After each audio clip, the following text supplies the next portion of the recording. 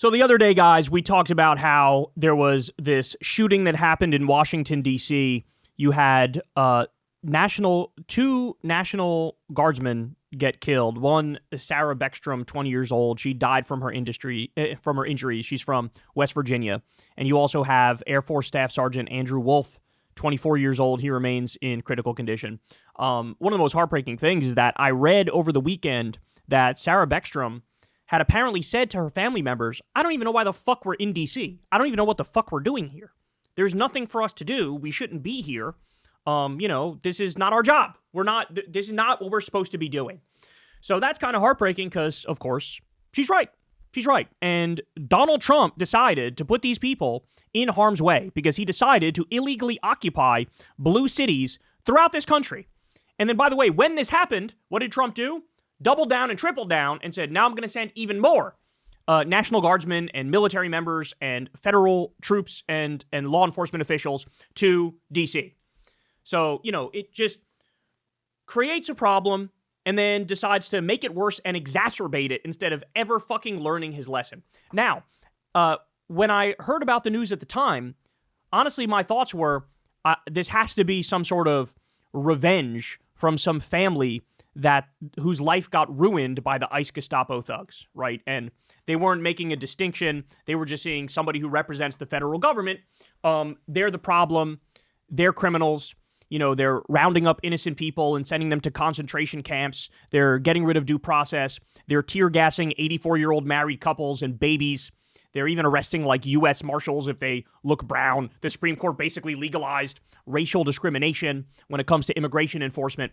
So my thought was, for sure, we're dealing with, somebody who snapped and their life got ruined by the ICE Gestapo thugs, and they said, I'm gonna kill somebody, and my thoughts were, I'm surprised there hasn't been more of this, if I'm being honest, because there's been so many examples. We've covered so many examples of lives being ruined, people being deported for fucking nothing, people being tortured and raped in a concentration camp in El Salvador, people being sent to Alligator Auschwitz, the U.S. government literally disappearing 4,000 people, and nobody knows where the fuck they are. Their lawyers don't, their families don't. I mean, this is dystopian fucking fascist shit is what we're talking about.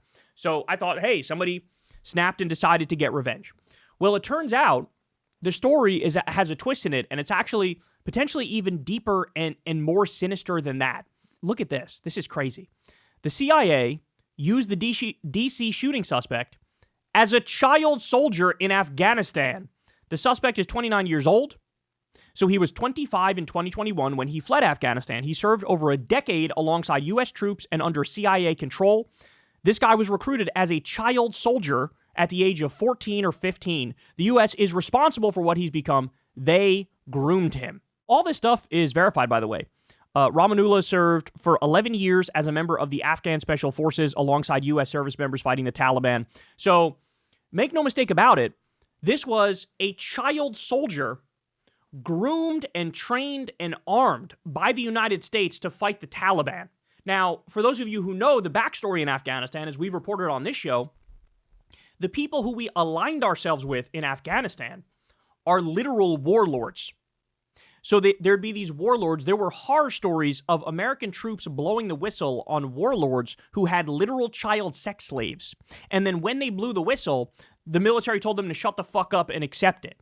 And then some of these people were dishonorably discharged because they said, hey, why are we allied with warlords who have child sex slaves? In one example, there was literally a kid chained to the bed of a warlord in Afghanistan. Do you believe that? And they were dishonorably discharged for telling the truth and saying, hey, what the fuck are we doing? Why are we allying with these people? So Lord only knows what this kid went through.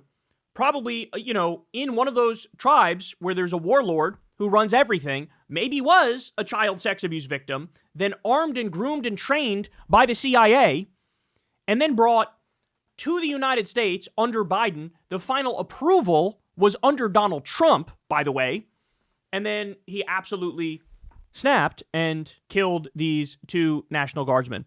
The CIA had him running around Kandahar, Afghanistan, killing nurses, doctors, and other civilians. In the USA, he at least shot uniformed soldiers. They trained death squads of dogs to massacre innocents and expected them not to eventually bite them. The DC shooter has a crazier story than previously thought. He was directly CIA-led. He was not just a collaborator, he was part of a CIA-led task force that massacred civilians and medical workers. Here's the reality. Recruited at 15 to kill for the CIA, assigned to a death squad run by the top drug lord in Afghanistan, soul destroyed by murdering innocents on behalf of a pedophile heroin cartel, then brought to live in the alienated hell world of late-stage capitalist America, with predictable results. And then look, the other part of this is, how deep does it go? How deep does it go? Because we know of CIA programs that are nefarious enough to brainwash people into doing these sorts of things, right? And everybody knows it. Look up MK Ultra if you don't believe me. MK Ultra was illegal human experimentation done by the CIA to develop procedures and use drugs that could alter human behavior. They were trying to control people through the use of certain drugs. And there's speculation that, what was it, Charles Manson may have been in this program. Oh no, the other guy too. I'm blanking on his name, but it was the guy who was warning everybody about how technology is gonna destroy everything, and he was a bit of a Luddite and lived in the woods away from everybody. So I mean, stop and think about it, man. It's insane. It's insane that now we have to have this conversation. There was an MK Ultra program. Everybody kind of thinks today that, well, we don't do stuff like that anymore. The CIA. Really? I mean, how naive do you have to be when you literally see the CIA trying to coup Venezuela in Trump's first term, and now in the second term, they're about to do a full-on regime change war. Clearly, they're still involved in regime changes around the world. Clearly, they're still involved in all of the dark arts. I guarantee you there's some sort of a program also going on now that is similar in its nature. And by the way, that's not even the only CIA program to bring up, because there's also the counterterrorism pursuit teams, the CTPT as they're called, and they were Afghan militias who were recruited, trained, and armed and paid directly by the CIA to conduct strikes against the Taliban and Al-Qaeda targets in Afghanistan. And so, again, directly trained by the CIA, young, in this case, a child in Afghanistan who became a cold-blooded killer because of the United States, because of the training, and then brought to the U.S. To live in this hell world that we currently live in, and then he ended up killing somebody. So I'll ask you guys, how deep does the rock go, and how intentional was this? Is there still some MK Ultra-like program going on, and are they, Trump is basically using this to sow further discord, like I said, double down and triple down on basically implementing martial law and invading blue cities across this country. And so this is exactly what they've wanted. They have wanted a moment like this. They have wanted their Reichstag fire so that they can say, oh, look, now we're further justified in continuing to invade the United States of America with the United States military. We are further justified in taking away everybody's constitutional rights and civil liberties. We are further justified in Peter Thiel and Palantir creating a blackmail file on every American and spying on everything you do. And if you disagree, I guess you're with the Afghan murderers who came in this country and gunned down innocent National Guardsmen. That appears to be the point here.